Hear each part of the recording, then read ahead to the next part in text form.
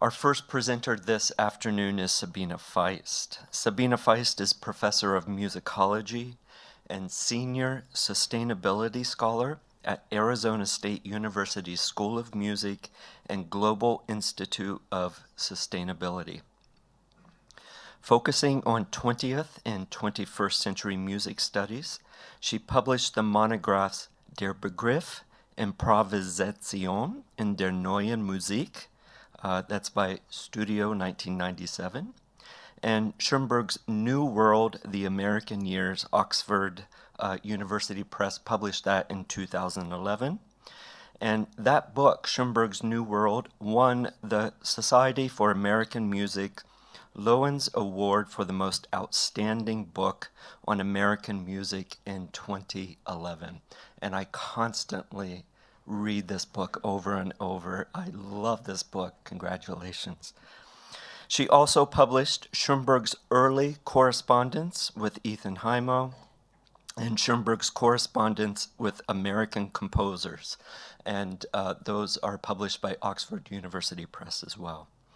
With Séverine Neff, she is editing the 9-volume set Schoenberg in Words, also by Oxford University Press.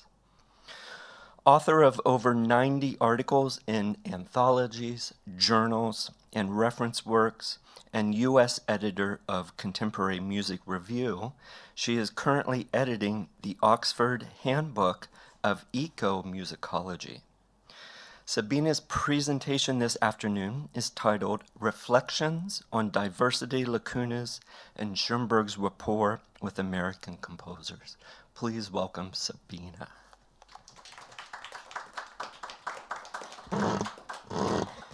Thank you so much for this lovely introduction, and I also want to thank Philip for organizing such a dynamite symposium, so inspiring. And I also want to thank Hofstra and Philip's colleagues and staff for being such great hosts. The hospitality is incredible, the generosity, the welcoming atmosphere, it couldn't be any better. So thank you.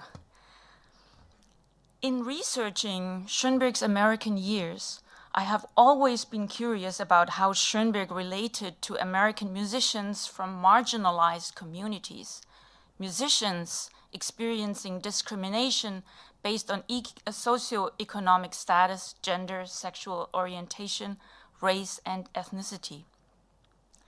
At various times in his life, he himself grappled with socioeconomic challenges, and he struggled with pariahism and a sense of not belonging as a result of anti-Semitic bias in Europe and his expulsion from Nazi Germany in 1933.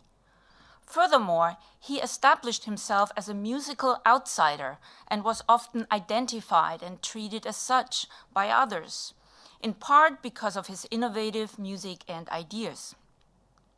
Perhaps because of this, he served as an inspiration for other outsiders who saw him as their ally. In the following, I will explore whether and how Schoenberg was able to reach across gender and race barriers in the United States.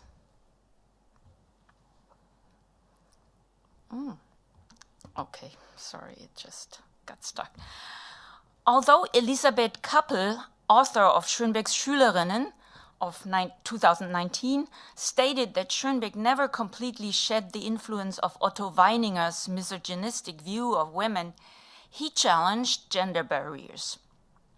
In the early 1900s, he reframed the male-dominated string quartet with the addition of a female singer in his second quartet, and he collaborated with Marie Pappenheim and his wife Gertrude, and later with Dieter Nuland on important creative works. In the US, he had many more interactions with female musicians than in Europe, as girls, not boys, tended to take music lessons and attend college music programs, leading to scores of professionally trained female musicians, even if the composers among them rarely reached the spotlight. It also nurtured the idea of music as an emasculated or feminized art. Schoenberg socialized with composer Marion Bauer when he lived in New York and Chautauqua. Bauer discussed his music in her influential 1933 Introduction to 20th Century Music, interviewed him for the Chautauquan Daily in August 1934, and wrote program notes for Verklärte Nacht, commending its, quote, innovational tendencies. Schoenberg read and annotated her book, but never publicly commented on her music or use of 12-tone techniques in pieces like Patterns and Moods. In 1940, at the annual meeting of the MTNA in Kansas City, Schoenberg got to know Juliet Aurelia Graves Adams, a composer dedicated to hymnology and children's music, who later wrote him about East Coast performances of his music. Schoenberg probably never heard her music, and they did not seem to cross paths again.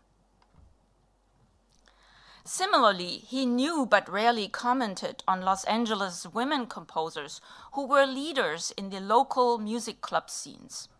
They hosted performances of his music, and he may have heard their music as well.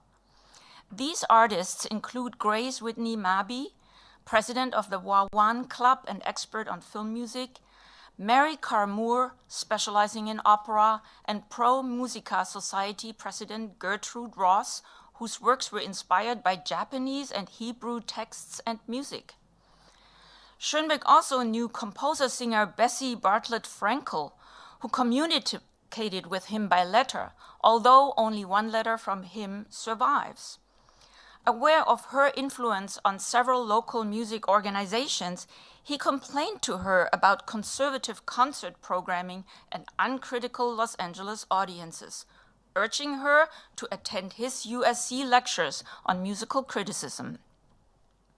Nothing is known about his views on her creativity, but he once weighed in on Eleanor Rimmick Warren, a well-established composer who audited some of his classes in 1935.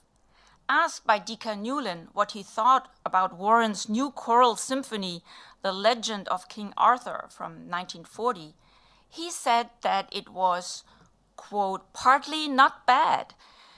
Its orchestration, quote, fair, though often too thick and muddy, which may have been the fault of Albert Coates' vague conducting, end quote.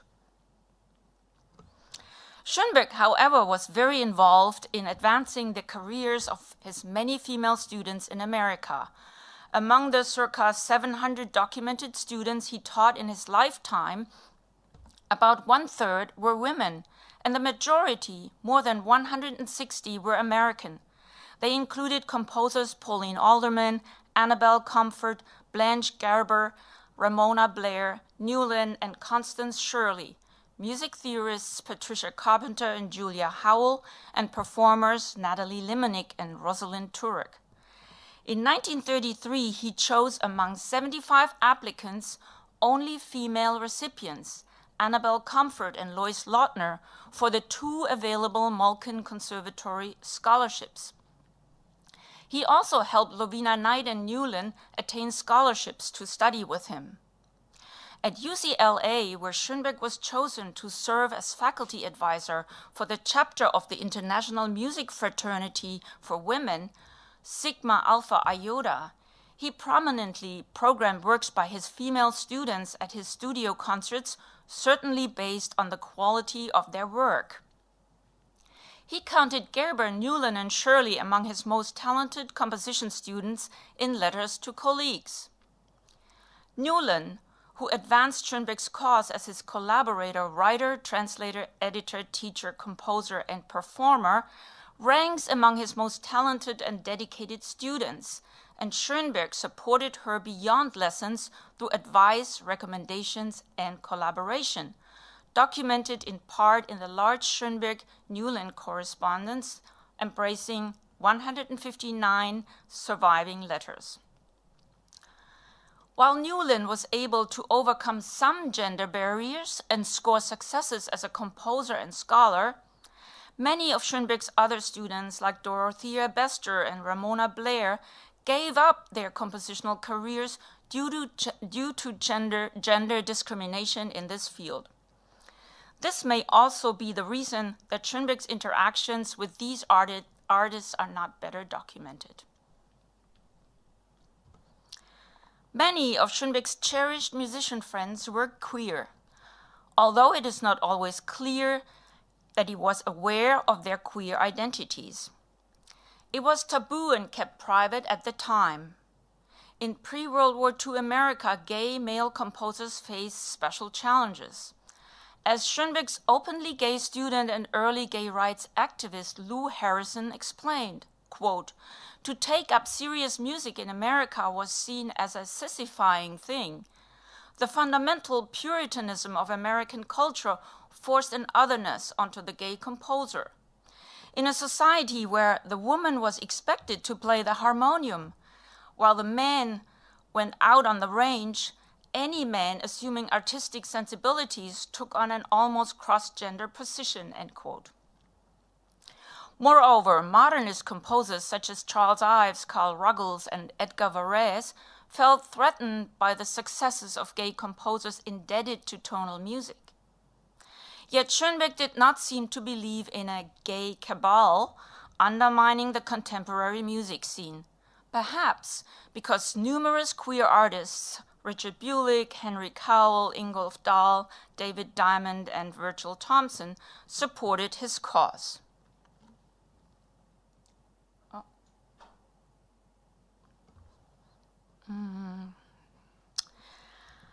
Bulick, Cowell, and Wesley Kuhnler were part of Southern California's queer community.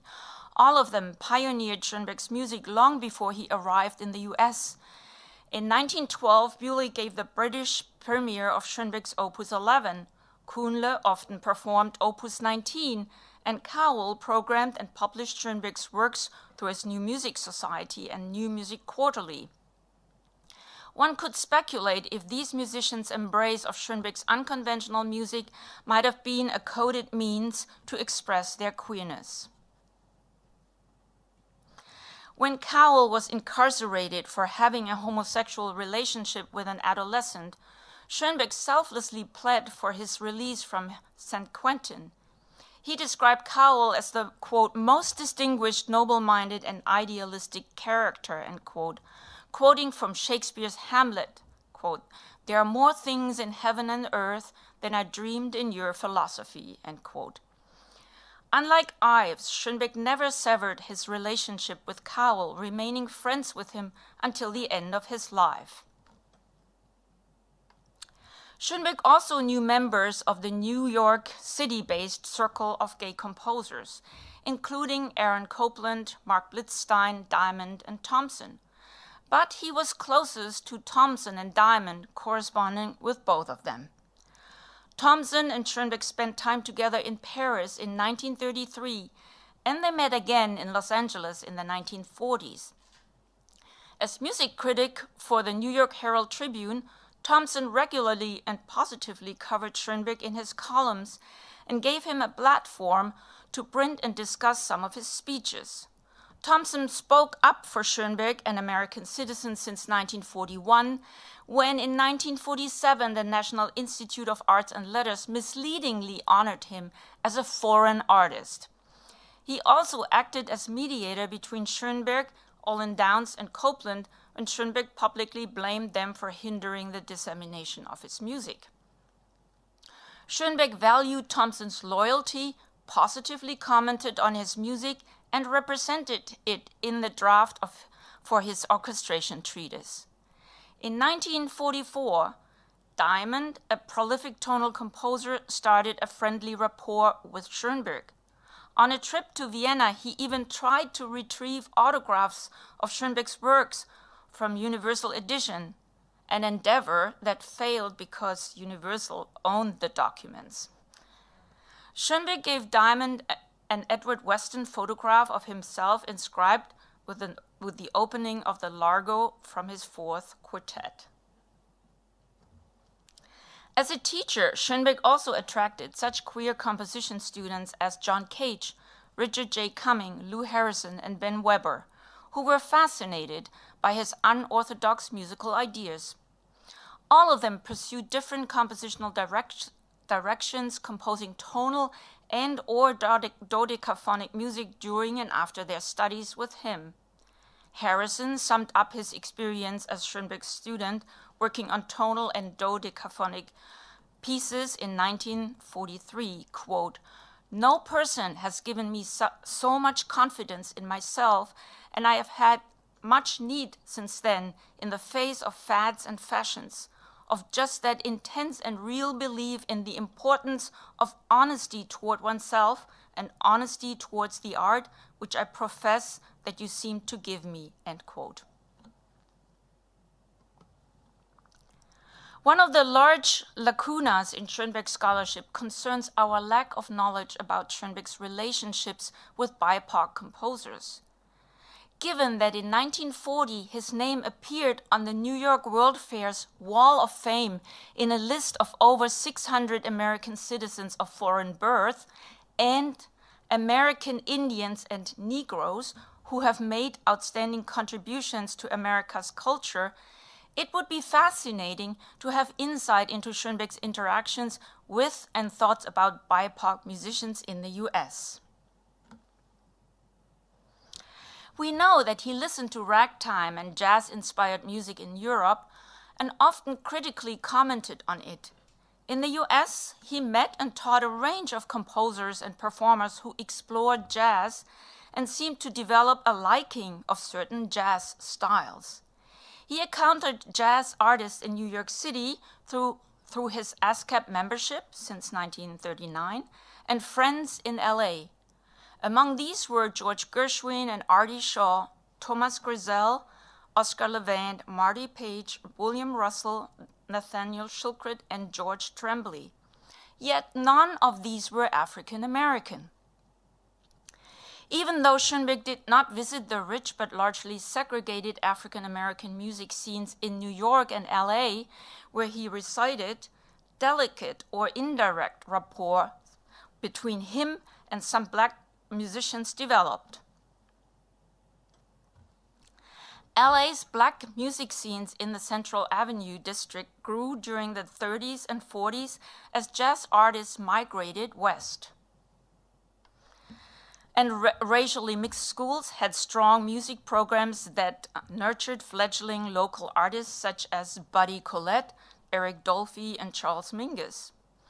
LA composer James Newton noted that at that time, in a, quote, 25 to 30-mile radius, one could find Art Tatum, Mingus, Schoenberg, Stravinsky, Dolphy, all within that space, end quote. Aware of Schoenberg's presence in LA, black jazz artists developed interest in Schoenberg's music.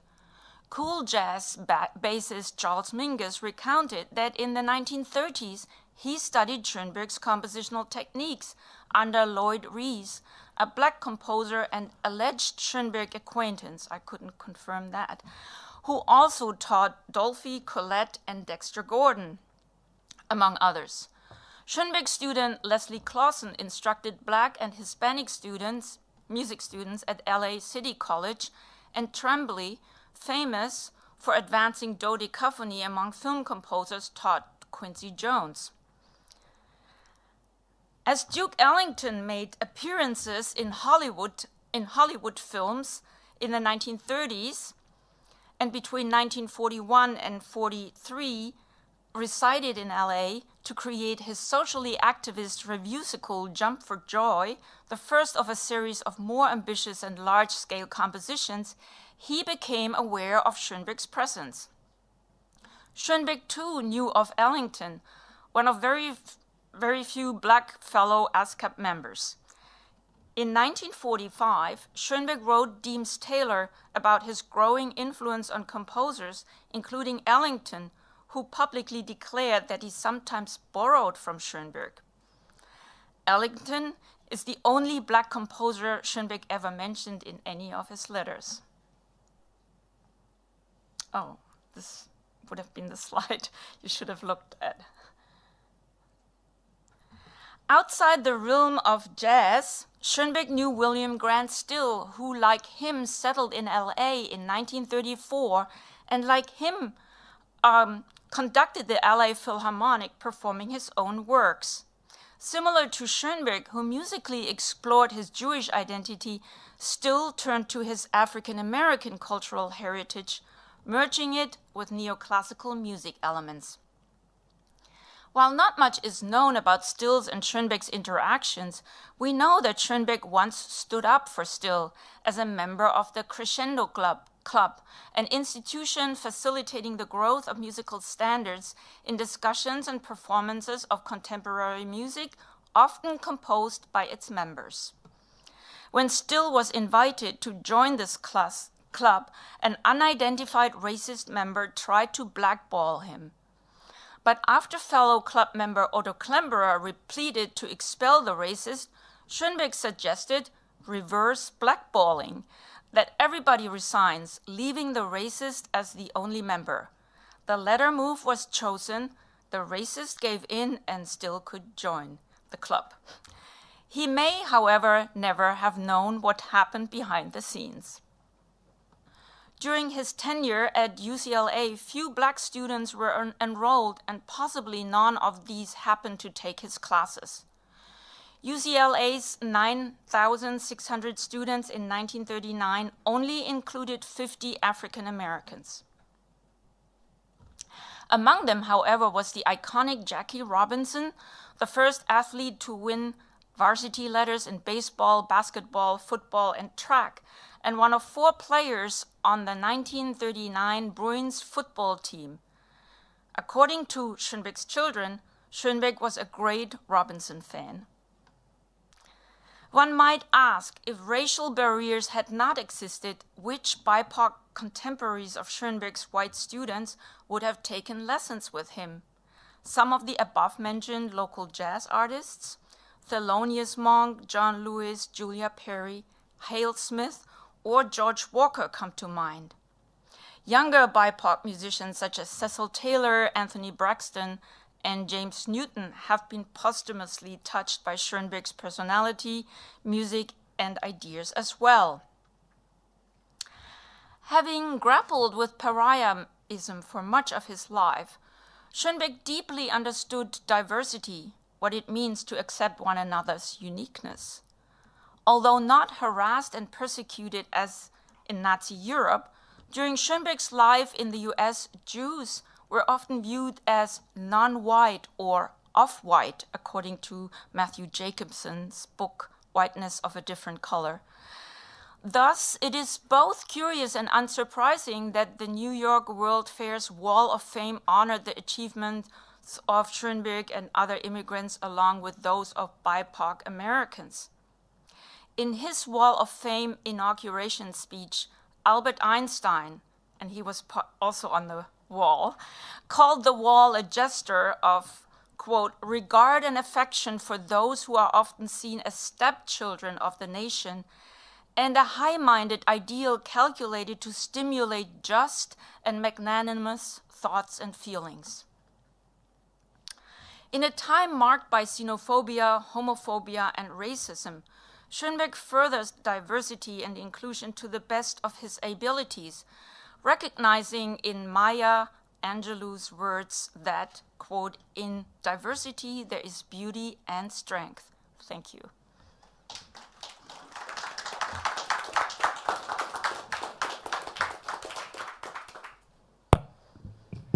Sabina, thank you for such a wonderful presentation. Really, truly wonderful. Comments, questions? Thanks, Sabina. As you know, you're fabulous. This is just the beginning of something new and the tip of the iceberg, I think. I want to say something relevant to women in music. First, Julia Perry. I don't think she had much to do with jazz, although she did do some. She was mostly a classical composer. She did set some spirituals. I don't know what else she did. She wrote an opera, though, and she experimented with like chordal harmonies and dissonance and stuff like that. So she was a pretty fairly avant-garde composer. The other thing I wanted to mention is Pauline Alderman. You know, I have some work that I do with the International Alliance for Women in Music. They have a Pauline Alderman Award for scholarship on women in music that doesn't have to be composers. And they actually have a deadline coming up for their prize on December 1st. So if anybody wants to find out about that, just look them up at iawm.org and find out about it. So I'm curious, you may or may not know this. Often they set up these awards because that person gave an endowment. I wonder if she gave an endowment to New York women composers or one of the founding organizations of the IAWM. Do you have any? I actually don't know. I have no idea, you know, how this award came about or whether somebody made a donation on her behalf. But I want to say that Julia Perry actually studied with Dalla Piccola at Tanglewood in 1951, Schönberg's year of death. And so, and yes, in that list, I have composers that I feel are more classically inclined. It's very problematic to have these boxes, right? Yeah, so I didn't want to frame her as a jazz artist, per se, yeah. Thanks. Hi, I want to thank you for a great paper. And I want to, I've told this story to some of the people here. In the Norton score, there's this kind of cartoon of Schoenberg in the middle, and there's all the animals around him. And there's a Native American. Oh. In a, you know, with the feathered kind of outfit and dancing. And then, and I'm pretty sure it's in Gerald Strang's notes, but I could be wrong, there's this reference to the Karuk tribe. It just says Karuk, and I think maybe it says Indian. I saw this a long time ago, and so I looked up where they were, and they are in northwestern California, very north. And, you know, the first situation, that Schoenberg was equated, you know, with the Native American in that cartoon. Mm-hmm. And what this Karuk stuff was, I have no idea because it was in one of the theory classes.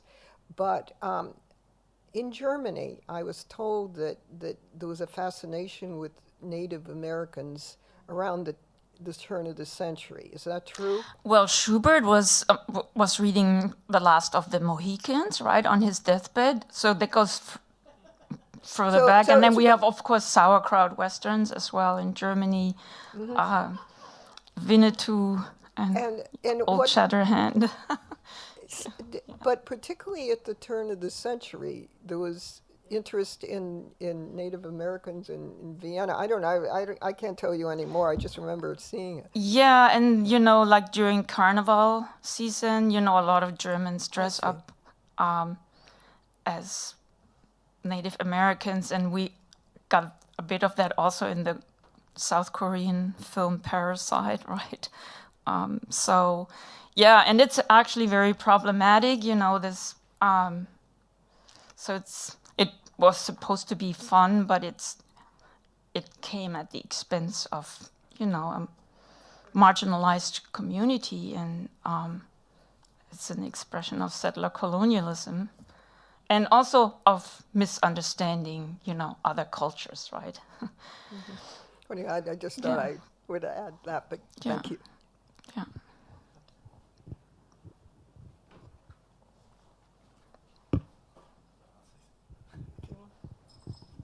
Yeah, thanks so much for opening up all this space. And I can see this as the beginning of a really interesting big project. It's a series. I don't know if this is even a question. I'm just trying to think, like, I guess I've thought that Schoenberg himself didn't talk much about sex and sexuality. And I just remember in some letter where he's very offended that somebody makes kind of like a schoolboy, you know, does something crude, some crude sexual remark, and he's really offended. But so it seems like that's a question for everybody here. Like, we don't have to talk about Schoenberg's writing on sex, but it seems like he didn't really talk about it much. Although the cabaret songs last night, I picked up on some subtle, hard to read, but potential sexual references, but I leave that for the experts.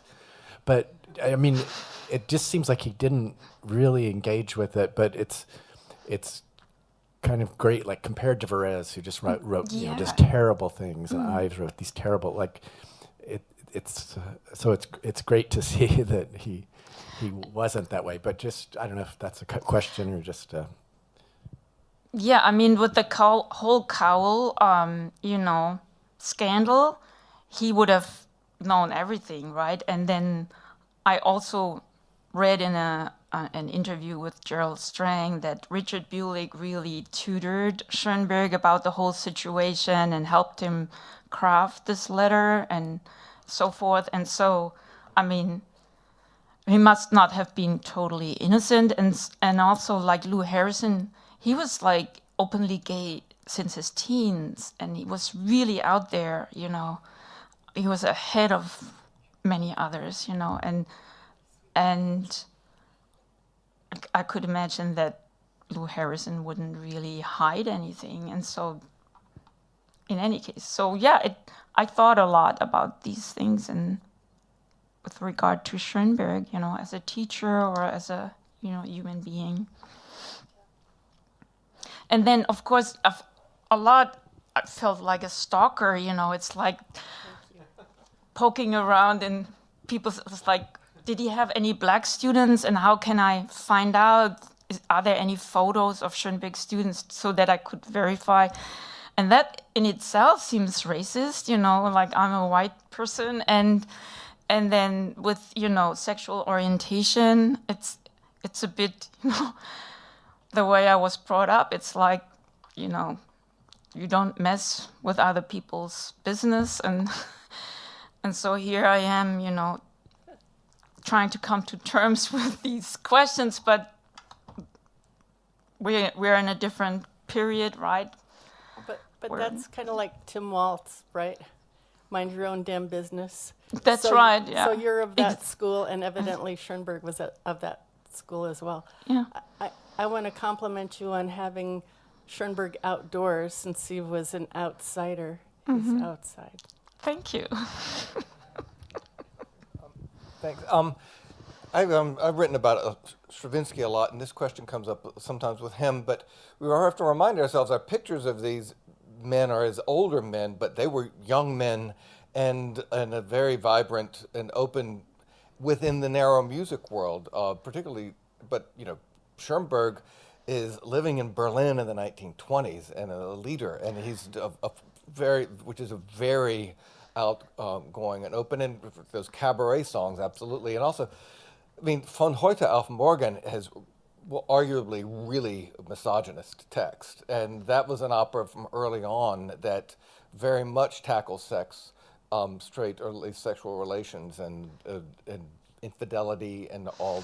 But he had a shotgun marriage, right? The first marriage, so that didn't conform to social norms. No, I mean, Schoenberg. I think I remember someone describing him, the young man, as being defiantly bohemian or determinedly bohemian. So he how he was in his personal lives was around musicians. It was no secret to him how people express themselves sexually. And then Weimar, Germany, Berlin in the 20s had a vibrant queer community and cabaret. Yeah.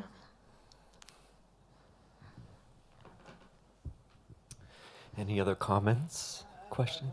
I don't know if it's a comment or a question, and this is probably something that everybody knows, but there's the companion to Stefan George. There's an article in there on the gay emancipation movement and Stefan George's kind of involvement in that, and the Book of the Hanging Gardens being about a relationship between two men, and then Schoenberg writing the Book of the Hanging Gardens, and just kind of relating to this. Thank you. Yeah, Yeah. I'll look into that. But whether he was aware of that, I don't know. I guess we shouldn't underestimate Schoenberg. I mean, we can only speculate because I'm also regretting that I interviewed Deacon Newland and others and Leonard Stein, and I just didn't have these questions. And now I would love to go back to them, and they could have filled in so many gaps. But it's yeah. Yeah, there's also a big, thick literature guy who wrote a biography on Stefan Georga who talks about this too. I can't remember if it's.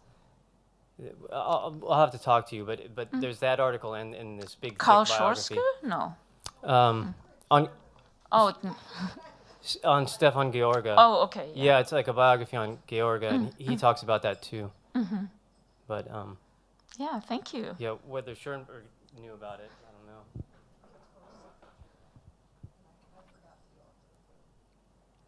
Severine is saying it's called Secret Germany. Is that right? Secret Germany, wow. Yeah, I think that's it. Yeah. Yeah, I have it in my office. It's so massive. I'm not sure if this is related, but I often think about Pierrot Lunaire being performed by a countertenor. Has Here, Danny Yeah, Danny. Jenkins. And I'm wondering if non-traditional performers ever factored into Schoenberg's thinking. You don't have to answer, but it's just something that I've been thinking about. Because I could see a very successful performance at Perot with a countertenor. Any other comments? Questions? Great. Thank you so much, Sabina. Thank you.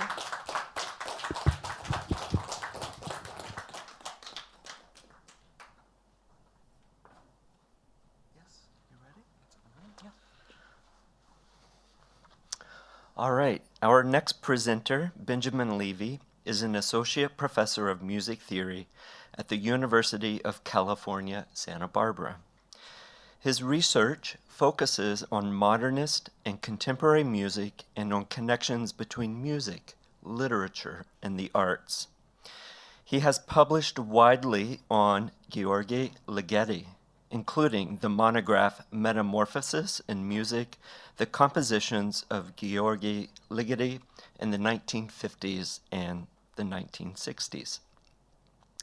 He spent a sabbatical last fall in Vienna at the Schoenberg Center and the University of Music and Performing Arts in Vienna, and is currently working on the Schoenberg-Webern correspondence, Selected Letters, and that's for Oxford University Press's series, Schoenberg in Words.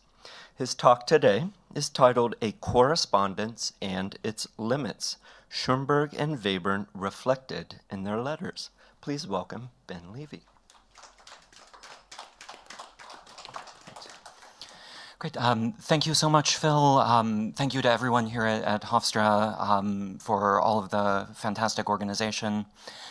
Feel like I should also say a thanks to Sev and to Sabina for bringing me on board in this project, and to the other authors, well, really to almost everybody sitting here in this room who at some point I have read, cited, used as a model for my own work as a relative newcomer to Schoenberg.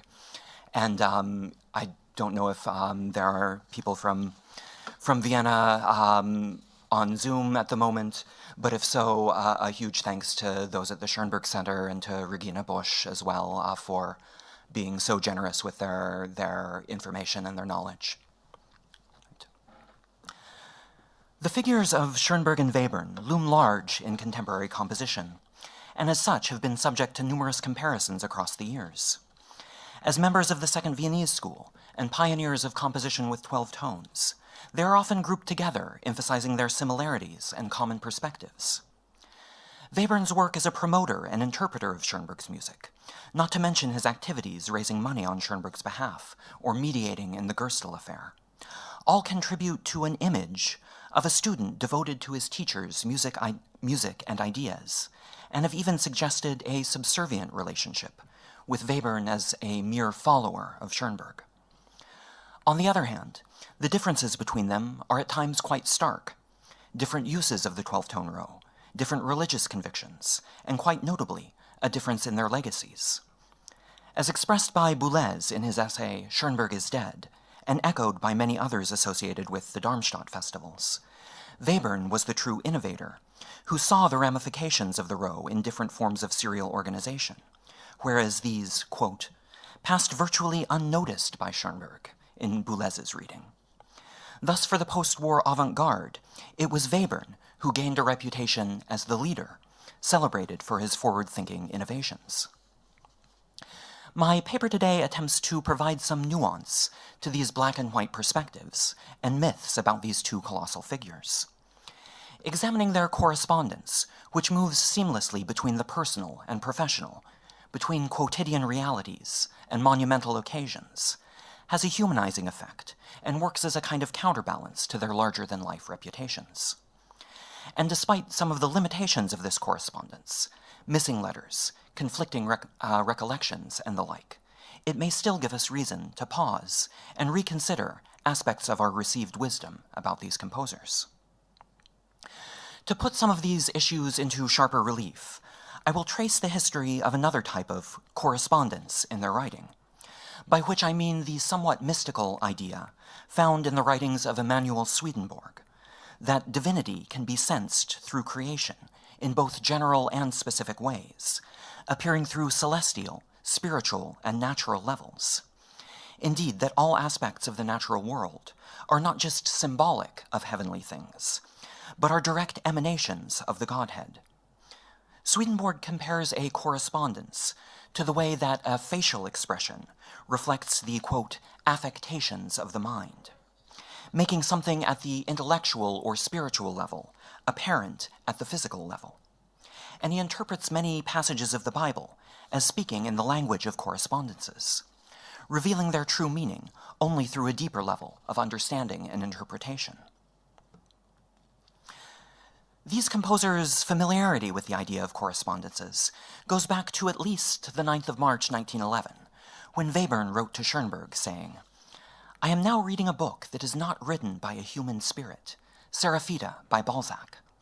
Seraphita is a being beyond gender, an angel. The whole book is filled with supernatural wisdom. In the middle of the iciest winter, on a high mountain in Norway, Seraphita and a girl come up to a meadow with blossoming flowers that emerge under the angel's breath. The girl asks Seraphita how he knows so much. He says, 'I remember.' Then comes a lot about Swedenborg, and it is more and more beautiful." Over the next several months, Webern's enthusiasm for Seraphita turned into a kind of lobbying campaign to convince Schoenberg to read the book. There we go. He wrote again on the 21st of March, 4th of May, and 25th of July, praising Balzac's work, quoting passages from it, asking Schoenberg whether he might buy a copy of it for himself, and reminding him of the title of the collection containing the novella, just in case. And by the 23rd of August, 1931, Webern's efforts had borne fruit. He writes, "I am enormously pleased that you are reading Seraphita and Louis Lambert, continuing to bring up Swedenborg in relation to the latter."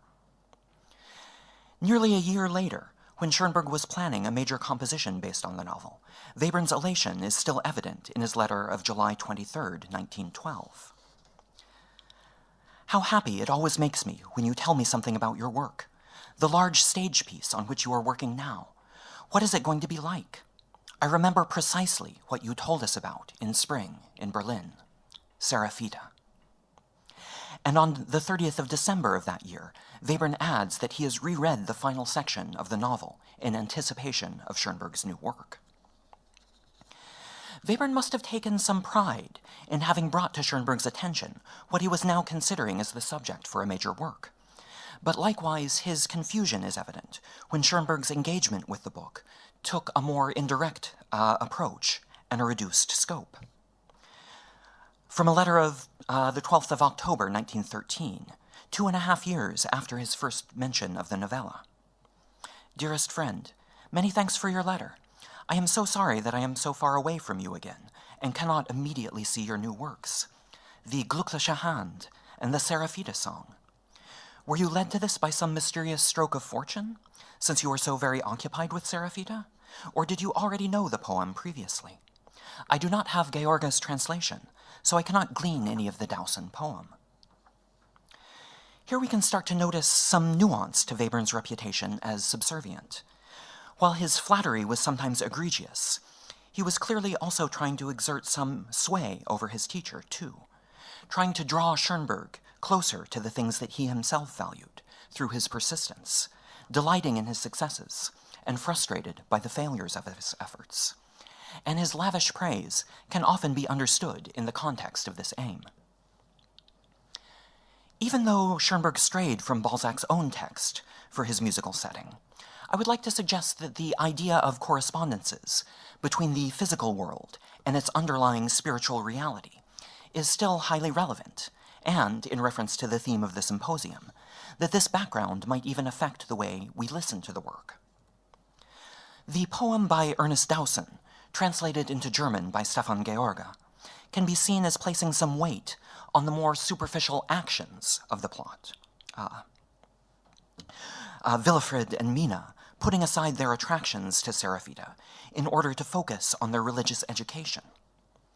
The storms of the poem seem to reflect the, quote, here and now of the novel, especially Mina's dangerous ascent up an icy and windswept mountain in the opening section, and the storm-like apparitions that portend Seraphita's ascent to heaven at the end. Robert Kraft, in his liner notes to the Naxos recording, depicts the storms of the orchestral setting very much in line with this focus on action. Quote, the musical images evoked by the texts are remarkably traditional in kind. The cymbal crashes, the loud, rapid, wide interval bursts in the brass, and the jagged forte ones in the violin in Seraphita, are not different in genre from the storm music of Wagner. Schoenberg, however, in his 1932 analysis of this piece for the radio, gives a very different account, citing this piece as a move away from the text painting found in, quote, almost every composer from Bach to Strauss. Citing precisely the same passage, he calls it a very telling example of a new way to respond to such images. I can claim to be the first who proceeded in this manner, continuing that his music no longer sounded like a storm, or clanging swords or derisive laughter, but rather recognized the pictorial words in the same way as the abstract ones, appealing to music's ability to portray the object and its being before the mind's eye. Schoenberg explicitly points out that the unison violin passage in measure 41 embeds within it the motive of a minor second and a minor third, heard at the start of this section in the voice, as well as a literal repeat of its 16th note rhythm. He calls attention to the orchestration in the following measures as well, the characteristic 6 clarinets heard in the opening. But here we can go a step further and observe that the clarinet part in measures 48 and 49 returns the same interval combination of a minor third and a minor second, and even the same pitch classes, C, B, E flat, and D, that were also heard in the storm figure. In fact, this creates a link of connections that goes back to the very opening, measures 2 and 3, also in the 6 clarinets. These are also found in the vocal parts, just before and after the stormy interlude, on the words Ruhe Ortes Heiterkeit and Sturm on Hochsten geht, as well as the opening of the stratospheric violin tutti that ends the work. And so I'd like to play for you the passage immediately before, through the storm interlude, and after, so you can try out some of these listening strategies, either more focused on the action or these underlying connections.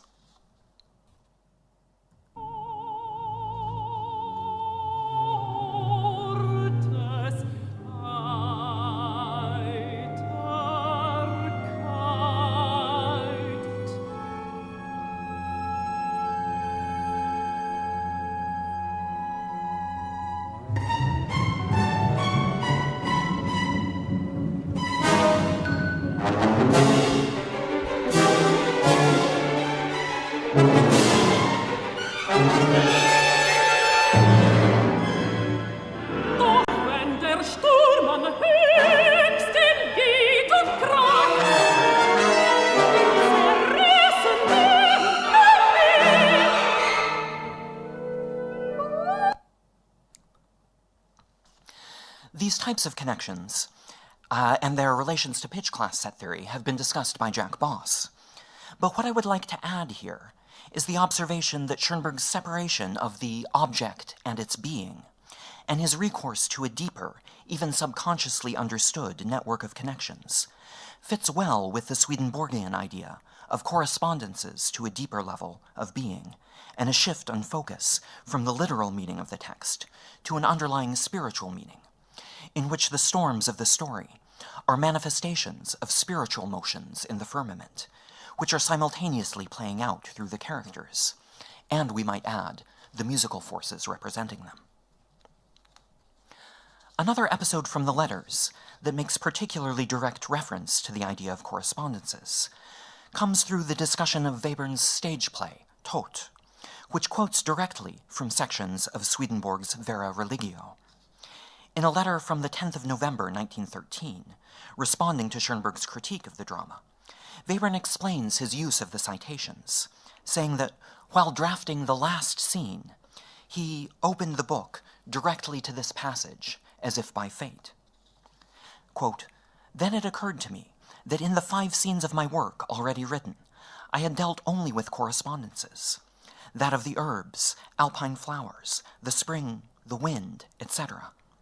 It was suddenly so clear to me that here Swedenborg speaks of something which I myself had already felt for years, and which is implied in the dialogues and so forth of my work, that in all things of this earth the reality of God manifests itself, and indeed in equivalencies, correspondences." While Monica Henneman has pointed out that the serendipity here is unlikely to be true, since the quotations come from vastly different sections of the book, the direct connection between Swedenborg and Webern's own work is noteworthy. Then, with the outbreak of World War I, there is an urgent tone to many of the letters. Discussions of drafts, enlistment, battles, troop movements, and the like overtake the discussion of music and literature. But interspersed with this, correspondences remain influential. On the 18th of September 1914, Webern writes to Schoenberg about his sense of dread about the course of the war, and his ominous feeling that there is no going back. In this letter, he brings up the total solar eclipse in Russia, coinciding with the death of Pope Pius X and of Franz Xaver Wernz, the superior general of the Jesuits, interpreting these as ominous and meaningful signs. Perhaps bolstered by Webern's thoughts, less than a week later, on the 24th of September 1914, Schoenberg began his War Cloud diaries, writing, "Many people, like myself today, will have tried to interpret the events of the war by the sky, since finally the belief in higher powers and also in God has returned. Unfortunately, only now the thought occurred to me to put down my impressions in writing, but I shall do so from now on, and hope to find some coincidences once more accurate reports are available, since so far a number of war events could be premonitioned by the mood of the sky." And here we see Schoenberg's depictions in writing and in drawing of the sky. Schoenberg goes on to mention types of weather phenomena which always preceded victorious German events, and others which anticipated bad turns at the Austro-Russian front. He must have mentioned these to Webern almost immediately, too, because Webern replies only a few days later, on the 29th of September. "What you have written me about your Kriegsfolken Tagebuch is endlessly important to me. The belief that everything rests in one hand is so full of grace. I am beginning to observe and to notate immediately today. I may also tell Adler, Berg, Linke, and Stein about it." And he writes again on the 10th of October, saying, "I believe that yesterday I experienced something of what you have observed in connection with the mood of the sky," mentioning a calming sky, a cessation of storms, and warmer weather at the points where the Russians retreated and Germans made gains. Webern wrote again the very next day to correct some of the details of his account. And through the end of the year, Webern brings up these seeming correspondences between the weather and the course of the war. Writing on the 18th of December, it's still on there, How is this magnificent spring weather of late to be understood? What can it be other than an affirmative expression of our victoriousness? What is it? Is it not like a premonition of peace soon to come? While much has been made of Schoenberg and Berg's superstitions, less has been mentioned about Webern's, although it is clear from the correspondence that he participated equally in these beliefs, and perhaps persisted even longer in some of them. Webern also clearly holds on to a deeply ingrained and troubling nationalistic sentiment in many of these letters, even after Schoenberg had started to become disillusioned with the war. Even years later, ideas about correspondences can be found indirectly in their letters and writings. Schoenberg's composition with 12 tones famously prescribes that the unity of musical space demands an absolute and unitary perception. In this space, as in Swedenborg's heaven, described in Balzac's Seraphita, there is no absolute down, no left or right, forward or backward, adding, to the imaginative and creative faculty, relations in the material sphere are as independent from directions or planes as material objects are, in their sphere, to our perceptive faculties. The existence of the abstract musical idea, conceptually prior to its material manifestations, then, derives in part from Swedenborg's idea that creation is a direct emanation of God, who precedes both time and space. The ramifications of this are particularly notable in discussions of the unity between the vertical and horizontal dimensions, which Schoenberg also brings up in his essay on 12-tone composition and New Music, Outmoded Music, Style and Idea, the original version of which was given as a lecture in Vienna in February 1933, shortly before his departure for America, and the last time that Schoenberg and Webern would have seen each other face to face. Both Regina Busch and Neil Boynton have discussed the synthesis of the horizontal and vertical as a preoccupation of Webern's through his series of lectures in 1932 and 1933 and after. And indeed, these topics arise in some of his final letters to Schoenberg, introducing his late compositions. Following Schoenberg, Webern connects horizontal presentation to homophonic forms, whose structural functions derive from thematic presentation and the building blocks of sentences and periods. Conversely, polyphonic forms, which have their foundation in the interrelation of two or more simultaneous parts, constitute a vertical form of presentation. Webern's letters to Schoenberg, explaining the string quartet and first cantata, fixate on these designations. On the... Sorry, I didn't advance a slide there, but I'm assuming we are familiar with New Music, Outmoded Music, Style and Idea. On the 11th of May, 1938, discussing his string quartet, Webern describes the third movement as having a kind of scherzo theme, combined with fugal elements, made possible by the construction of the themes. He continues, "What will you even say? I had in mind the connection of both types of presentation, the horizontal and vertical, as you have called them, the fulfillment of the laws of both. I hope to have written purely polyphonically, but on the basis of the forms of the classical style." And on the 25th of April, 1940, Webern describes his cantata, Opus 29, in similar terms. "Perhaps I have really achieved a unification of the two types of presentation which you have designated, the horizontal and vertical. I believe I have fulfilled the laws of both." Webern goes on to mention movements which combine canonic or fugal elements with sentence-type construction, the periodic structures of a three-part song form, and a four-voice double fugue, where the subject and countersubject could also be considered interchangeably as antecedent and consequent. It is unlikely that Schoenberg ever responded directly to Webern's descriptions, but indirectly in a letter to Rufer, Dalla Piccola, and others on the 19th of January, 1951, later adapted into an essay in Style and Idea. Schoenberg mentions such descriptions critically in the context of Klangfarbenmelodie. In the latter version, saying, "I remember that Webern several times showed me compositions and insisted that I should recognize them as ternary lead forms.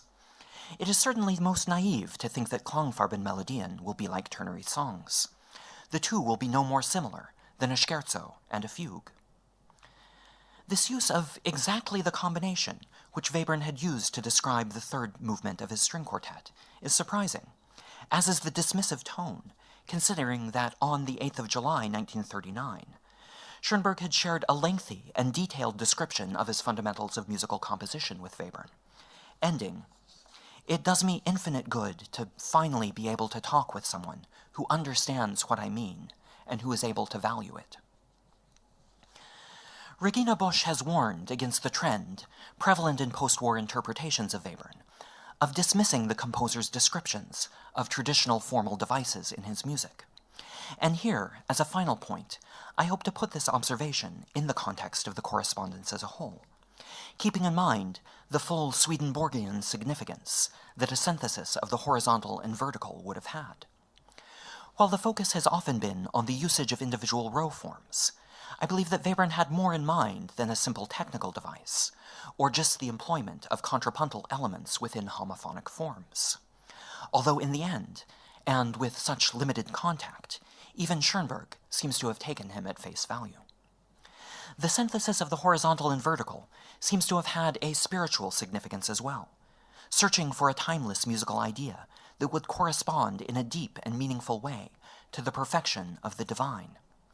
In this context, then, we can see why it was so important for Webern to try and explain this to Schoenberg, and conversely, how Schoenberg's dismissal reflects two longtime friends at an impasse, half a world away, seeking to connect with one another, but also running across the limits of their correspondence. Thank you.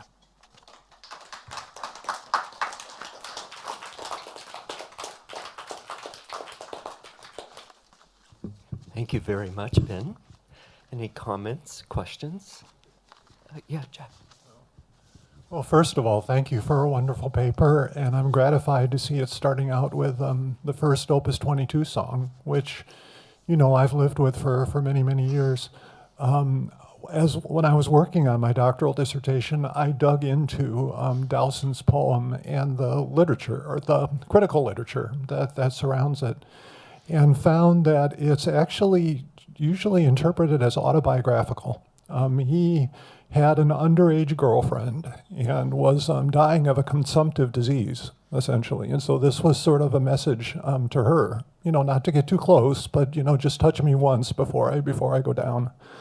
And so I think it's actually pretty reasonable to think that both Schoenberg and Webern would have looked sort of beyond that to a more spiritual significance of the text. I don't think they were, you know, telling Ernest Dowson's story for him. I think they were trying to interpret it really more in line with the kinds of things that they were reading in Balzac. So I'm right there with you. The one passage from the radio talk that discusses text painting, I think it could be interpreted as a deeper spiritual significance. I took it a slightly different way. I took it as understanding that he didn't want to do madrigalism. So reacting to individual words in the text. Rather, he wanted to sort of summarize the whole, and oftentimes in terms of a picture of some sort, and then let that summary of the whole drive what happens in the music. And so that was kind of the approach that I took in the dissertation, with trying to understand what's the large story, can it be represented visually, and then, you know, how does that drive the music? So anyway, those are comments, but I'd love to hear your reaction. Yeah, no, thank you very much for that. So I think especially with both of them having come to Balzac first and then the Dowson, like, one of the frustrations of the correspondence is there are so many missing letters from Schoenberg, and so he never really answers that question that Webern asks of, like, did you know the poem previously, or did you discover this in the process? But I suspect strongly that he did not know the poem previously, that he came to the subject matter first through Balzac, that would have then primed his reading of the poem towards that less autobiographical, less here and now, which is a line in the poem, less here and now interpretation, and more that big picture. I think then also, yeah, the approach of getting away from madrigalism, still think there are some madrigalisms in that. The Sturm am Hochstengate, there's some pretty significant text painting there. I do think the storminess of that interlude, for a number of reasons, I can see Kraft's point of view as well. But in this sort of sense of stepping back from the surface meaning, looking for the bigger picture, looking for the underlying foundation in some kind of, I think you could even say some sort of divine unity behind the creation, and how that might relate to the musical idea that he's projecting. I think that doesn't preclude, in Swedenborg or in Schoenberg's thought, doesn't preclude that surface level of meaning. It's just a reprioritization of where he's trying to focus your interpretive efforts, if that makes sense. And so I found like the contrast between Kraft and Schoenberg's own texts on exactly the same passage, that unison violin jagged melody, to be intriguing.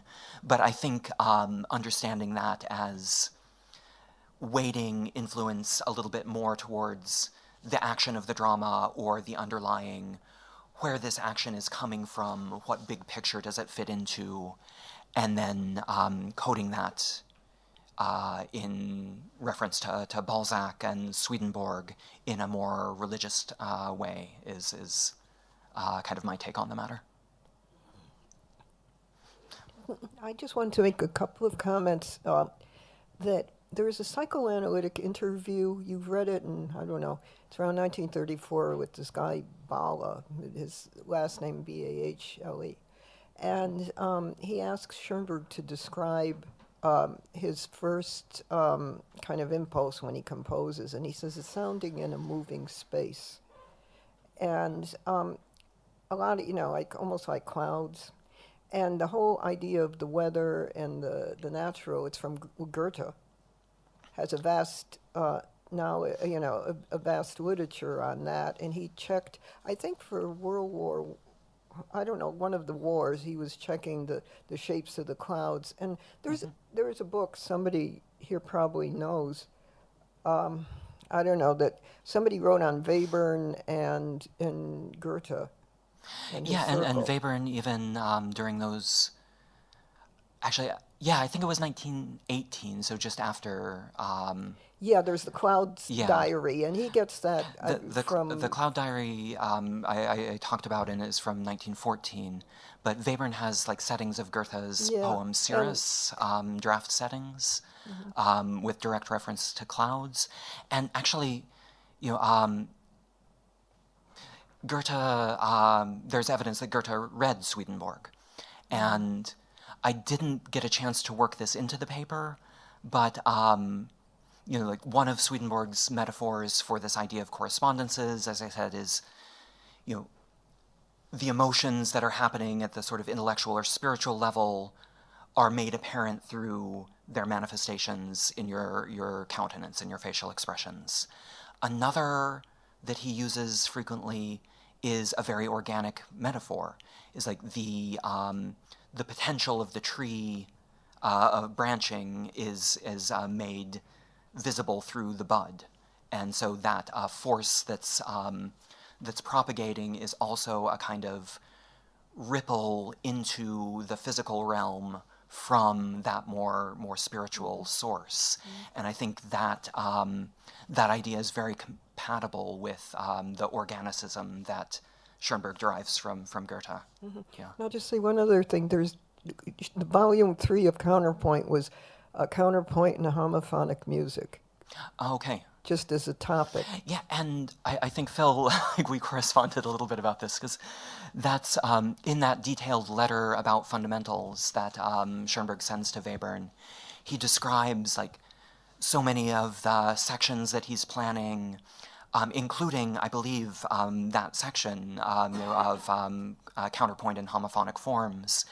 And then, but then he also says, I've drafted it so many times, and some of this material has moved, so some of these sections will probably be in other places. Yeah.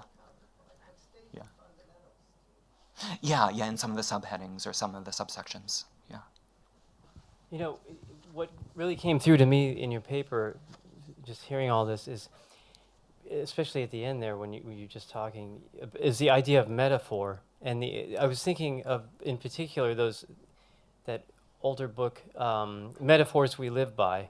Oh, yeah. The idea that we organize our world through, subconsciously through metaphors, and we learn through metaphors. We do this subconsciously, but the way that Schoenberg and Webern organize their worlds is through metaphors are kind of out there consciously. It's much more evident that everything is organized through metaphor, conscious use of metaphor. It seems to be the main point here, in a way. Yeah. Let me It's think all for a second about here. metaphor. Because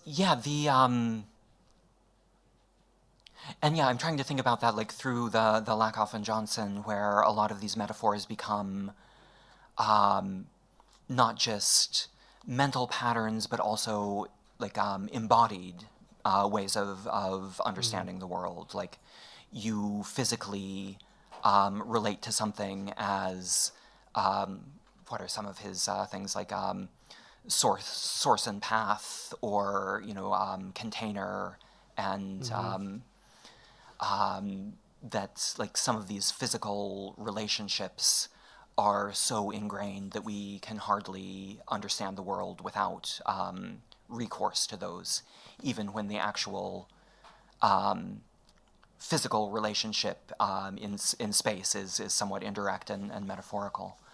I think with a lot of the stuff in Swedenborg, which they were getting, through Balzac, but also through Strindberg, and in the second Blue Book, for example, which both of them owned, there's like a summary of Swedenborg's Korrespondenslehre that has some of the things that that I'm going to use the word symbolize other things, but then I'm going to qualify symbolize because in Swedenborg's conception, they're not really symbols, but they're happening in parallel at spiritual levels and at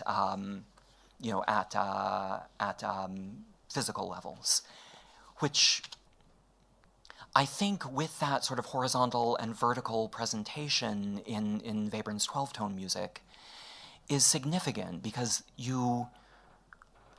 if Swedenborg talks, and I'm not an expert on Swedenborg by any means, but I've read the relevant passages and a lot of the surrounding passages and introductions of these books.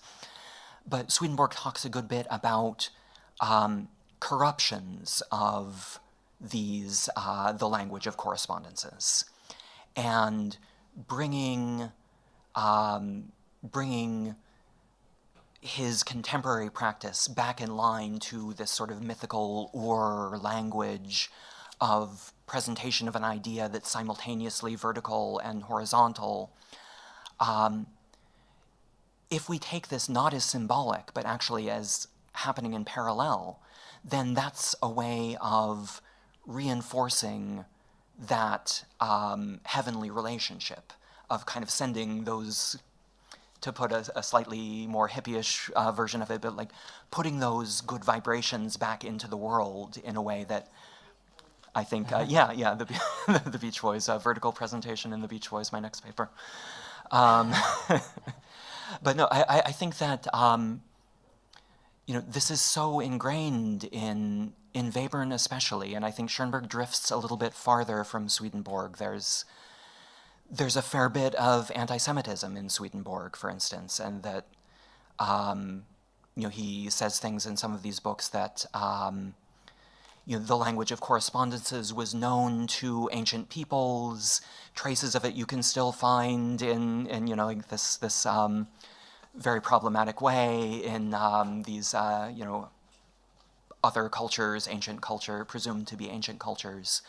But he also adds that that the Jews have lost that because they have turned to these corruptions of that image, have started to worship that image, that they have became an idolatrous people, essentially, going back to that Old Testament. Think about that in connection to Moses and Aaron next time you listen to it, and might also get a perspective of where Schoenberg and Webern start to split around the issue of Swedenborg. Yeah, I was even thinking of it even in very simple terms, like you were talking about the soup. Oh, I was even thinking about it in very simple terms. You were talking about the superstitions that they had and things like that. The nice weather. You could just think of, well, what does it's so simple, but what does nice weather have in common with victory? And then once you start thinking in those terms, you're talking about a metaphor. You're no longer talking about just a superstition. And then when we're talking about musical relationships with text, we're talking about metaphor and everything, really. That we're talking about. I see what you're saying now. Yeah. Because we're talking about two different mediums, and then the commonality between them, and the two things that they share is metaphoric. Yeah, and then you can take that metaphor into a sort of superstitious direction when you start to impute cause and effect or connection, or try to read the future out of that metaphor. Yeah. Yeah. No, thank you. Yeah, thanks. That's a really great paper, and I can't wait to see the book. I was really struck in the one letter, I guess, when Webern's first excited that he's reading Seraphita, and he says, I'm going to tell Berg and Adler and Stein, and just kind of, so Schoenberg had moved away, and so I think they'd lost that, but it gives you a sense of like this kind of intensive hive mind of these people that must have been so productive for all of them. Like they all got a lot from the experience, and that the Berg is, the book from his students was just after that, right, 1912. But it's just striking, like that he would want to share this information out to the other disciples, I guess, and it's just beautiful to see. Yeah. Yeah, there are other instances where you can tell that, Webern is replying to Schoenberg, but he's actually replying to a letter that Jolowitz shared with him, or that Berg or somebody else had shared with him. Or, I know from your last letter to Polnauer in the later years that, they were all communicating that way. Yeah.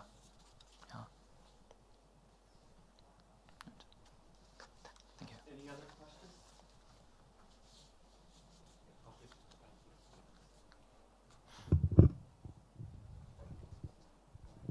Thank you. I really found your presentation really fun in that, in this particular way, that it seemed to me that you were kind of performing a correspondence, a play on correspondence through your own presentation, a kind of vertical and horizontal presentation.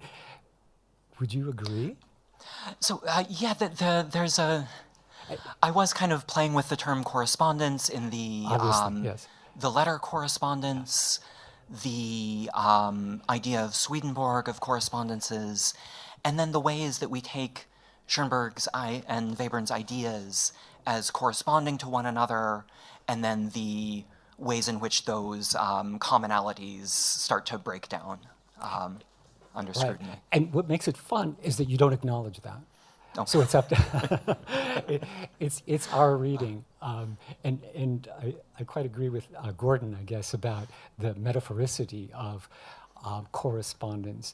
Of course, a metaphor is designed to take us somewhere else, and this is what a correspondence does. Different registers of reality or different types of reality. One can be an expression of the other, and metaphors sort of do that in a way, right? They're about going somewhere else. So that's a really good connection. Thank you. Oh, thank you. Any other comments? Okay, thank you very much, Ben. Thank you.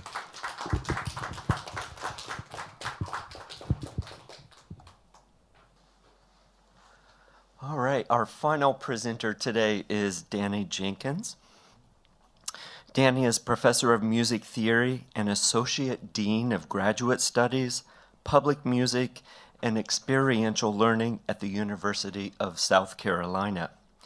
He is the editor of Schoenberg's Program Notes and Musical Analysis and the Oxford Handbook of Public Music Theory.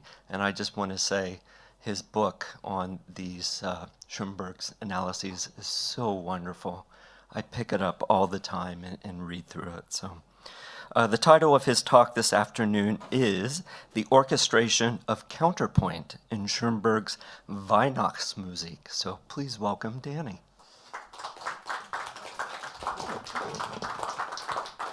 Thank you, Phil. Thank you, everyone here at Hofstra.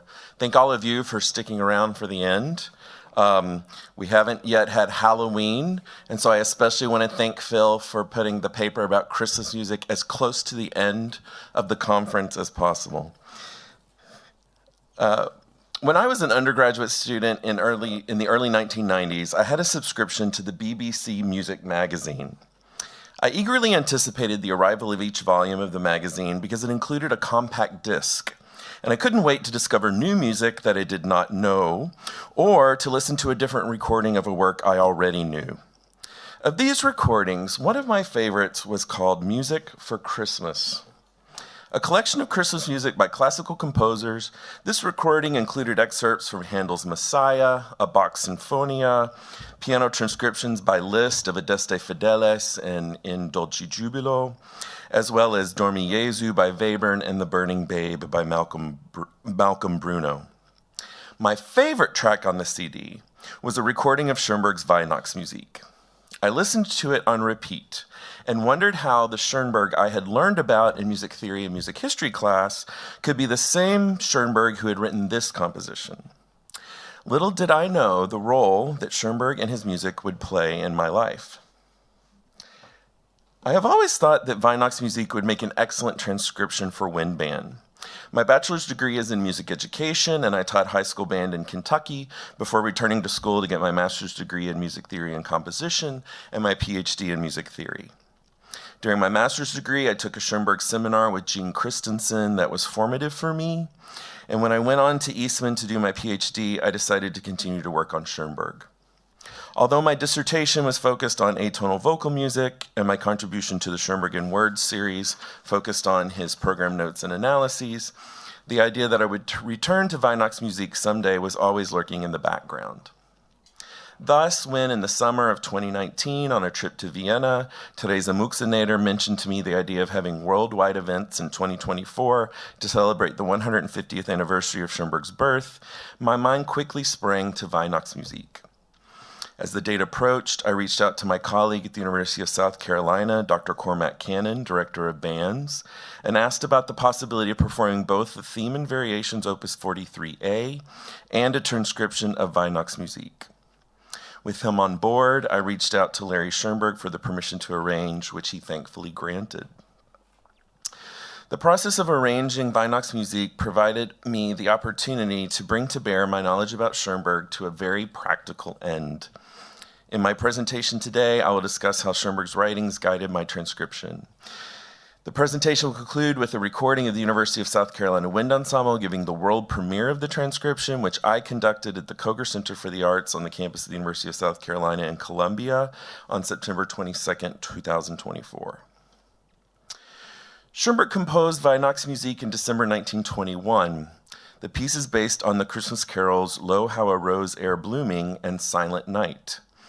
It was likely performed by family or friends to celebrate the Christmas holiday.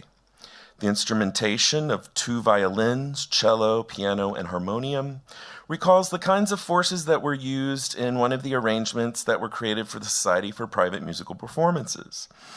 In fact, the process of transcribing a chamber work for much larger forces is the inverse of that which Schoenberg and his students often had to do in order to perform a work at a concert of their society.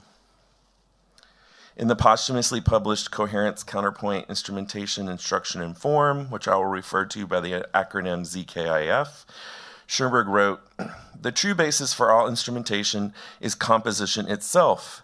Therefore, the student must first choose what is the nature of a composition, so that may be suitable for this or that instrumental combination." For this transcription, I originally planned to use the instrumentation Schoenberg had used for his theme and variations, Opus 43A, which I thought would facilitate performance of both works on the same concert. As I began to sketch the transcription, however, I recalled a question Schoenberg asks in ZKIF. What conditions do the instruments impose on the composition? And I noted, as he does, that choices can be affected by practical, i.e. material circumstances. Upon reflection, I determined that I needed to make 3 important changes to the instrumentation of Opus 43A to serve Weihnachtsmusik well. First, the elimination of piccolo parts, because even though some of the piano writing in the original requires a range that very few instruments in the wind band can provide, I prefer the timbre of the upper range of the flute to that of the piccolo. 2, the elimination of the E-flat soprano and alto clarinets, as they are not in common use outside of military bands and universities, and they often create unnecessary intonation issues. And 3, the replacement of 2 trumpet, 2 cornet, and 2 flugelhorn parts with just 3 trumpet parts, both because it became clear that additional instruments with similar range and timbre to the trumpet were not going to be necessary, and because from a practical standpoint, trumpets are more readily available than cornets or flugelhorns. In the end, I decided to use, for the most part, what is more or less today's standard wind band instrumentation. 2 flutes, 2 oboes, 3 B-flat clarinets, 1 bass clarinet, 2 alto saxophones, 1 tenor saxophone, 1 baritone saxophone, 2 bassoons, 3 trumpets, 4 horns, 3 trombones, euphonium, tuba, and percussion. But I did make a couple of additions to meet the demands of the original material. Even though Weihnachtsmusik includes only 5 instruments, 2 violins, cello, piano, and harmonium, all of these are able to perform more than 1 pitch at a time, and 2 of them are keyboard instruments which can perform a considerable number of pitches at the same time. No wind instrument is capable of this. To meet these demands, there is a section where the 2 flute parts are divisi, requiring a minimum of 4 players in order to cover the pitches of the original piano part, and another spot where the 3 clarinet parts are divisi, requiring a minimum of 6 players in order to fill in all of the notes of the harmonium chords. Additionally, to cover the lowest range of what Schoenberg had written for the piano, I needed to include either a contrabassoon or a contrabass clarinet. I opted for the contrabassoon because, once again, there are severe intonation issues with the contrabass clarinet. Finally, rather than timpani, a variety of unpitched percussion, xylophone, and glockenspiel, as Schoenberg used in Opus 43A, the only percussion instruments in this transcription are 2 sets of orchestra bells and 1 vibraphone. With the instrumentation decided, I began going through the score, identifying moments where I was certain I knew what I wanted the instrumentation to be. In reference to the clarity of instrumentation, Schoenberg writes in ZKIF about, quote, the effect of comfortable and uncomfortable registers in instrumentation.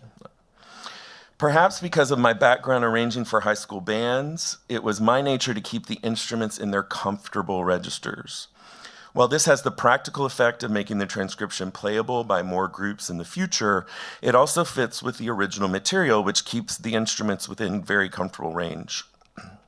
In fact, there are only a few places in this transcription where the piano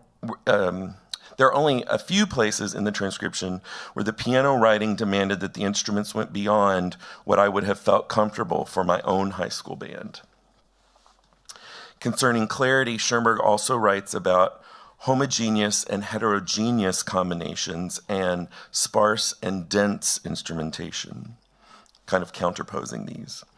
While there are a few moments that required the dense sound of the full band, much of the piece works best with sparse instrumentation. In these cases, I tended to use homogeneous combinations, i.e. keeping woodwinds with woodwinds and brass with brass. You can hear the effect of this approach to arranging in the opening of the transcription, where the first two phrases are played by the woodwinds before switching to mostly brass in the third and fourth phrases, followed by the tutti sound of the full band.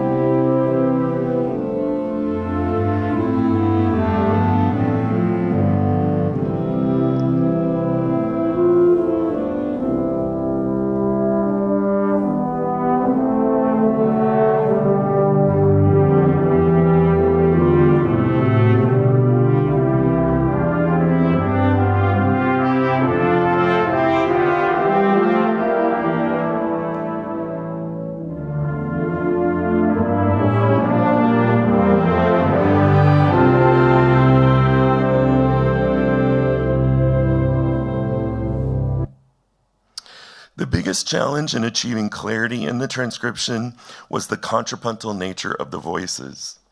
In ZKIF, Schoenberg writes, in contrast to the so-called ripieno or filler voices, which merely carry out the movement necessary to complete the harmony, one speaks of independent voices. An independent voice is one which in form, expression, and development is independent of any of the other voices that may be sounding simultaneously with it.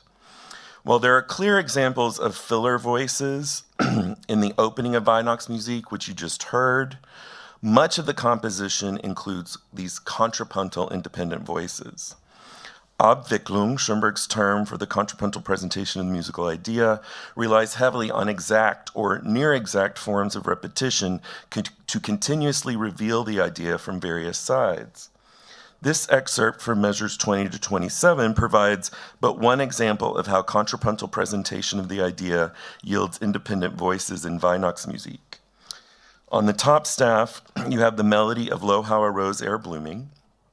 You can see how the top voice in measures 20 to 22 derives from the opening melody, but transposed to begin on the third degree of the scale instead of the fifth. The lower voice in measure 20 is then placed in canon with the first. In measure 22, another voice enters, returning the melody to the fifth scale degree, and adds at the end, the end of the second phrase of the original tune. Meanwhile, in measure 23, an augmented version of the opening melody, augmented relative to the eighth note value that has become normative in the texture, enters in yet a different voice. Then, in the pickup to measure 25, the top voice enters with the same figure as in measure 20, placing the opening melody on the third degree, but then continues with the second phrase of the melody. This material, with its exact repetitions, transpositions, and augmentations, exemplify contrapuntal presentation of the musical idea as Schoenberg discussed it in ZKIF, the Gedanken manuscripts, and elsewhere. In regards to the instrumentation of these ideas, Schoenberg also writes that clarity arises when the main ideas are to be distinguished from the subsidiary ones, particularly in regard to their melodic content and character, rhythmic content and character, harmonic content and character, and dynamic content and character.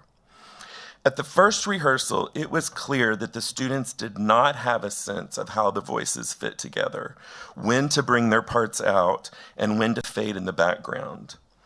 Instincts about such things in band music are largely the result of performing homophonic music, where the difference between the main and subsidiary voices is quite clear.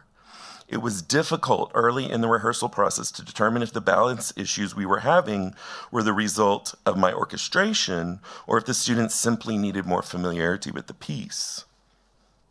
As it turns out, during the rehearsal process, I didn't make very many changes to my instrumentation, but I frequently made changes to the dynamic markings to ensure that proper balance could be achieved. Chamber musicians playing the original version of Vinox Musique can make such adjustments on the fly, but musicians in a large ensemble cannot do this as easily. So it's important that the dynamic markings in the parts be as specific as possible. In the end, I was very pleased with how the arrangement came out, and I would now like to share with you the complete recording of Vinox Musique performed by the University of South Carolina Wind Ensemble.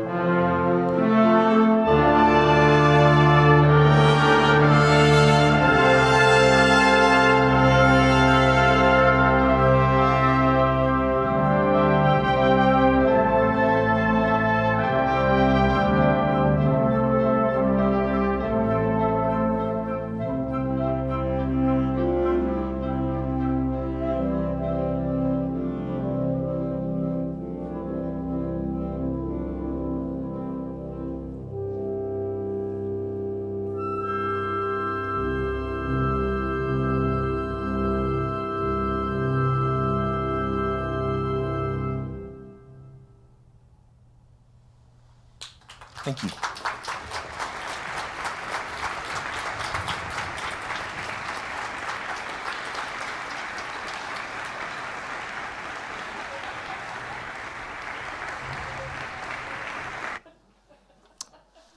Thank you. Thank you very much, Danny. Any comments, questions? Severine? I just want to thank you so much. I thank you on the email when I heard the premiere, but it sounds so much like an organ in places. And That's exactly what the director of band said. He's like, you make them sound like an organ. And it's like, well... But yeah, I mean, I don't know what to say about that, except that a lot of that is just how well they're playing. I had 4 20-minute rehearsals from reading to performance, which is a really short amount of time. and part of it is just, how... And they had just formed, this is September 22nd, they had their auditions the first week of classes. So they hadn't even been an ensemble for a full month when we gave that performance. So part of that is just how well the individuals in that group are playing. And I have to say it with a little point of pride because they're my students, so yeah.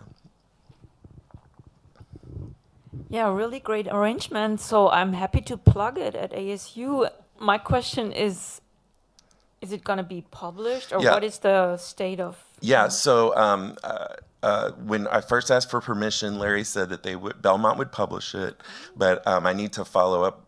I need to get him the recording and get him the score. I need to make a few changes to the score before I send it, but he expressed interest in publishing it, and I've talked to the director of bands, and also our director of orchestras was a former director of bands, and they both said, as soon as people find out there's another Schoenberg band piece, it's going to get like tons of performances, especially because, it's Christmas and everybody does a Christmas concert or a holiday concert.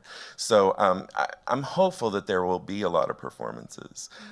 Maybe not with Opus 43A, because 43A is much more demanding than this piece on the performers. But yeah, I'm hopeful. This just picked up. It's really great to hear it, and it's wonderful work. There's a harmonium, right? In the original. And does the harmonium part call for stops? Does it indicate what stops you use? And I don't know that much about harmoniums, but I know they had different stops. And I don't know. I just kind of went Yeah. from this. It's basically preserving the pitch content, Yeah. and I had a couple of recordings I really like, so I just kind of those recordings were partially my guide. Like there's a moment where the French horns had this. It's not a super high note for them. It's the top of the staff, and it kind of pings out of the texture, and that was really like influenced by the way I heard on the harmonium in the recordings I was listening to. Yeah, so this is a kind of a comment that sort of goes off in a different direction, but sort of repeats what a couple of the others said. The thing that struck me is that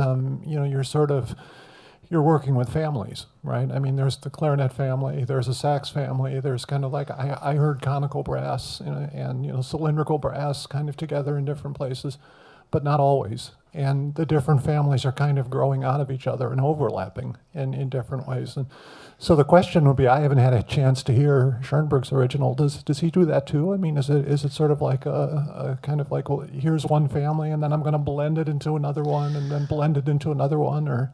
Well, he only has 5 instruments in the original. It's just 2 violins, cello, piano, and harmonium. Right, but there's still strings, piano. Yeah, I would say that a lot of the moments that I mean, I have a similar impression about certain moments in the arrangement. So I'm speaking, assuming that we're responding to the same moments, but those are often about my desire to, for the most part, get at different timbres of the violin parts. So like when he would go into different registers of the violin, you get a very different kind of sound. Like there's a part where I have the trumpets playing fairly high. It's not super high for the violin, but the violin has been kind of mainly in the staff. And then when it goes above the staff, there's this kind of, and that, you may have chosen woodwinds for that because of the range, but I wanted it's not above what a good high school trumpet player could play, but it's right at the top of what a good high school trumpet player play. And I knew it would have a little bit of that ping sound, and that's what I got. So I think those transitional family moments were a lot of me trying to capture these different ranges of mainly the violin, but to a certain extent the cello as well. And then the piano presents another challenge because of its kind of percussive nature. I mean, it's inherently a percussion instrument because it's striking that makes the sound. And like I said, he uses a fair amount of the range of the piano, so getting the flutes up pretty high on the Silent Night thing to get the tinkly sound of that. But then also he uses pretty low notes in the piano, and it was way too low for a tuba, so I needed a contrabassoon to do that. I mean, it could have been a tuba, but it would have been really muddy and inelegant. So, those were some of the ways that I think that plays a role. Yeah, thanks, Danny. Great work on the piece, and what a wonderful thing to have. You may have even sort of got into part of the answer to this question too while I was, in response to Jack's, but. I was thinking about, like, while I was listening to, like, the Schoenberg-Bach arrangement, like the St. Anne's Fugue, was that something at all on your mind when Probably you were... should.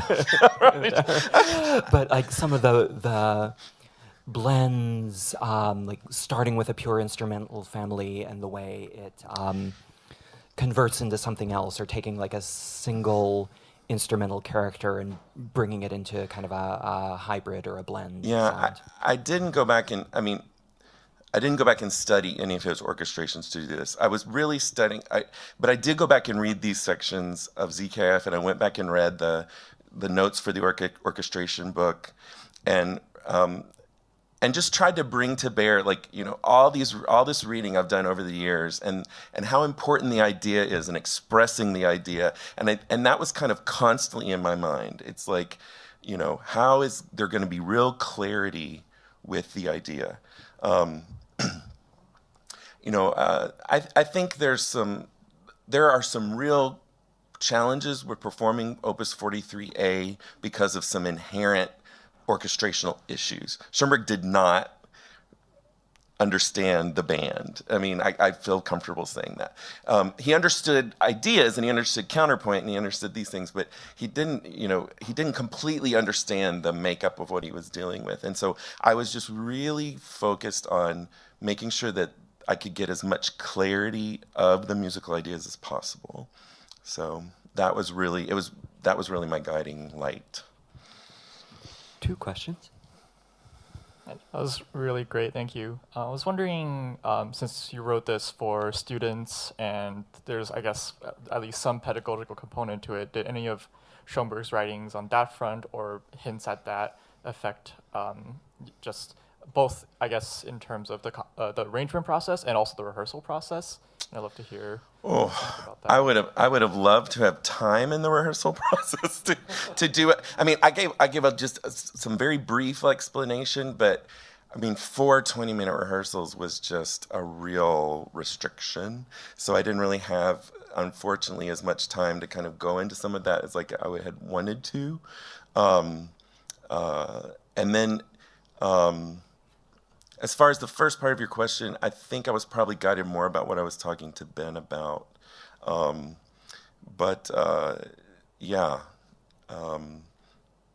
Definitely. Yeah, go ahead. That's quite incredible to get it done in 4 20-minute rehearsals. Yeah. I don't want to do that again.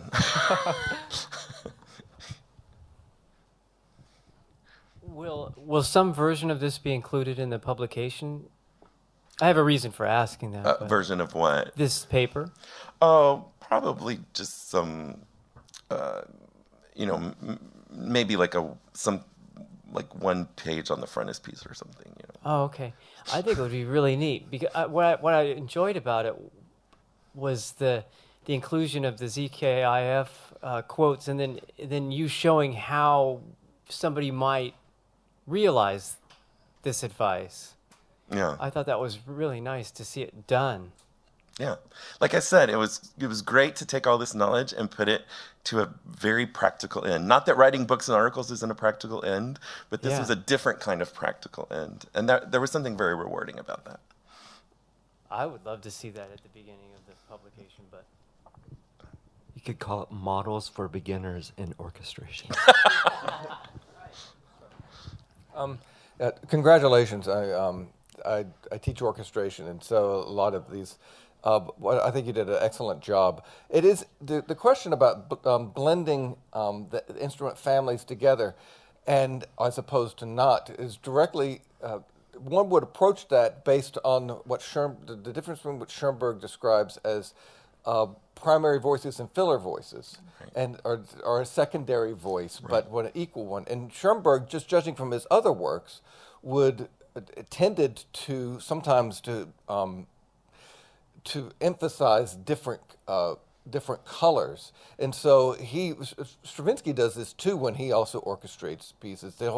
He won't blend it like you might encourage students to, but he'll get different timbres from different instrumental families, which have a maximal difference in color, but also pose serious, often blending issues and balance issues.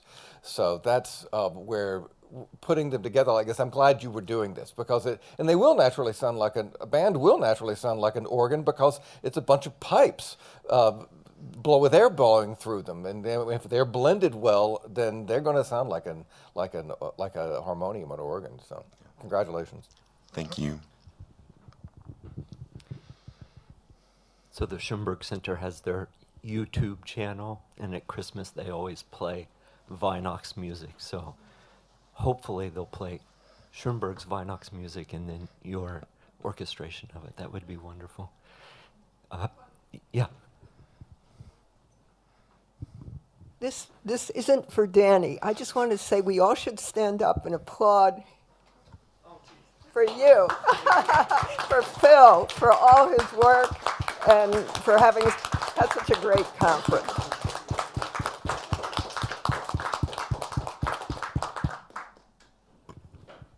Thank you so much. It's been such a pleasure to hear all these wonderful presentations, and it truly is a wonderful celebration for Schoenberg's 150th birthday, and truly inspired by all of your talks, and I'm super excited to get back to work on fundamentals.